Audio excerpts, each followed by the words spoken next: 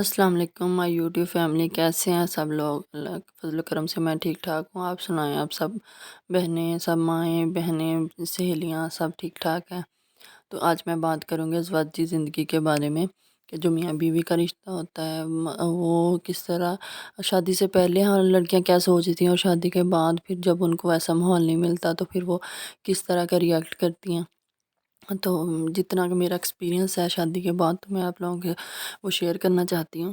تو میں نے کہا چلو میں اپنی بہنوں کے ساتھ بھی بات کر لیتی ہوں اس بارے میں، کہ جو ایک گھر کی ملکہ ہوتی ہے نا، گھر کو جنت بھی وہی بناتی ہے اور جہنم بھی کہتے ہیں وہی بناتی ہے۔ اگر ہم اپنا رویہ درست رکھیں گے اپنے شوہر کے ساتھ، ہم اس کے سمجھیں گے، اس کے حقوق کو سمجھیں گے، تو پھر ہمارا گھر جنت بن جائے گا۔ شوہر کو نا سب سے زیادہ جو چیز میرے خیال میں بری لگتی ہے، ان کو نہ بری لگتی ہے، جیسے کہتے ہیں نا شوہر جو ہوتا ہے نا وہ مجازی خدا ہوتا ہے۔ تو نبی پاک نے بھی یہ کہا تھا ایک حدیث میں کہ اگر دوسرا سجدہ کرنے کا حکم ہوتا ہے تو میں بیوی سے کہتا ہے وہ شوہر کو سجدہ کرے۔ تو اسی طرح ہے کہ اگر شوہر کو سجدہ کرنے کا حکم ہے تو پھر شوہر کے اندر تھوڑی سی صفت بھی وہی پائی جاتی ہے نا، کہ اللہ تعالیٰ جیسے اللہ تعالیٰ کو اپنے ساتھ کوئی شریک نہیں پسند، تو شوہر کو بھی کچھ نہیں پسند کہ ہم اس کے ساتھ کسی کو شریک ٹھہرائیں۔ جیسے اگر ہم اس کے سامنے کسی اور مرد کی بات کریں گے تو وہ غصہ کرے گا، اسی طرح اگر ہم شوہر کو انکار کر دیں، مطلب انکار کے یہ ہوتا ہے کہ یہ نہیں کہ ہم اپنی سیلف رسپیکٹ کو ہرٹ کریں اور ان کی ہر بات مانتے جائیں، لیکن یہ ہے کہ اگر ہم ان کو فوراً سے انکار کر دیں یا اس کے رشتوں کی قدر نہ کریں، اس کے رشتوں کا خیال نہ رکھیں، تو پھر وہ ہمارا بھی خیال نہیں رکھتے، ہماری بھی قدر نہیں کرتے، ہمارے بھی احساسات کو نہیں سمجھتے، پھر وہ غصہ کرتے ہیں۔ اس لیے کہتے ہیں کہ ایک عورت ہی گھر کو جنت بناتی ہے تو جہنم بھی وہی بناتی ہے۔ تو ہمیں یہ سمجھنا چاہیے کہ جو ماں باپ ہیں، شوہر کے ماں باپ ہیں، ان کی خدمت کرنا بھی ہمارا فرض ہے۔ اگر ہم شوہر سے محبت کرتے ہیں، اپنے گھر سے محبت کرتے ہیں، رشتوں میں بہت ساری مشکلات دراڑیں بھی آتی ہیں، بہت ساری تکلیف کے لمحات بھی آتے ہیں جب ہم تکلیف میں ہوتے ہیں، تو جب ہمیں دوسرے تکلیف دیتے ہیں، لیکن پھر ہم کو بھول کے نا آگے چلنا پڑتا ہے۔ ہم اگر انہی باتوں میں اٹکے رہیں گے نا تو وہ رشتے مشکل ہوتے جائیں گے۔ ہم اگر آتے کہیں گے چلو جی ہمیں الگ گھر لے کے دیں،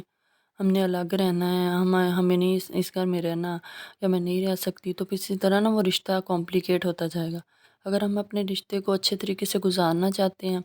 تو پھر ہمیں نا آہستہ آہستہ ان کے مزاج کے ساتھ آشنائی کر کے پھر دیکھنا پڑتا ہے کہ کیسے مطلب پھر ہمیں دیکھنا پڑتا ہے نا وہ کس طرح ریئیکٹ کرتے ہیں۔ اب فوراً سے کہہ دیں کہ مجھے الگ گھر کے لے کے دو، ایک ظاہر ہے ایک ماں باپ نے پالا ہے اولاد کو، انہوں کے بھی کچھ خواب ہوتے ہیں، انہوں نے بیٹے کو پالا ہے، تو وہ بھی چاہتے ہیں کہ ہم بہو لے کے آئیں گے، وہ ہمارا خیال رکھے گی، تو اب فوراً آتے فتویٰ لگا دیں تو پھر ان کو بھی تکلیف ہوتی ہے۔ ظاہر ہے نبی پاک نے اب ماں کا درجہ بھی، آپ جانتے ہیں سب لوگ مسلمان جو ہیں کہ حدیث میں کتنا بیان کیا ہے، قرآن نے ماں کے بارے میں کیا بیان کیا، ماں کے قدموں تلے جنت رکھی ہے۔ میں بھی ماں ہوں، آپ بھی مائیں ہوں گی، تو آپ بھی سمجھتے ہیں کہ ہم اپنے بچے کو کیسے کسی کو دے سکتے ہیں، تو جب پھر مائیں دیتی ہیں تو پھر وہ تھوڑا سا ہو جاتی ہیں نا ایسے،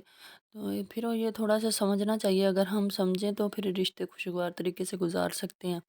سمجھ سکتے ہیں ایک دوسرے کے جذبات کو۔ اگر ہم خود کو اپنے آپ کو ان کی جگہ رکھ کے دیکھیں